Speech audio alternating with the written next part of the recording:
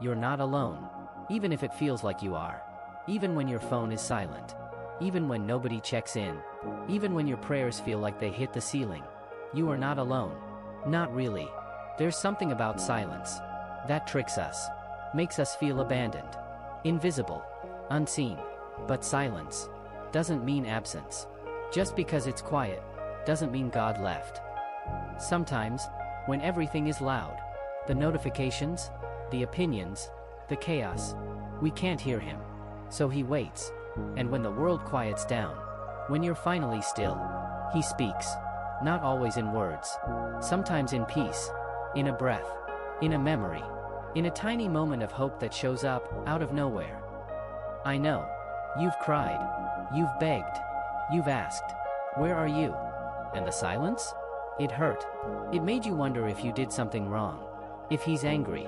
Or if maybe he just doesn't care anymore. But listen. He never left. Not for a second. The quiet season is not punishment. It's preparation. Sometimes, God is building something in you.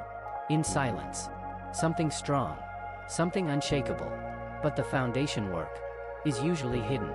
Underground. Unseen. And yeah, maybe your friends don't get it. Maybe no one's checking in like they used to. Maybe even you don't recognize yourself anymore. But this isn't the end of your story. This is the middle. The still becoming part.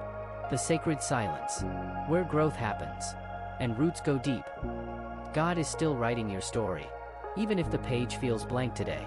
Even if the waiting feels endless. Even if you whispered a prayer last night, and all you got back was the sound of your own breathing. That breath? It's proof. You're still here. He's still with you.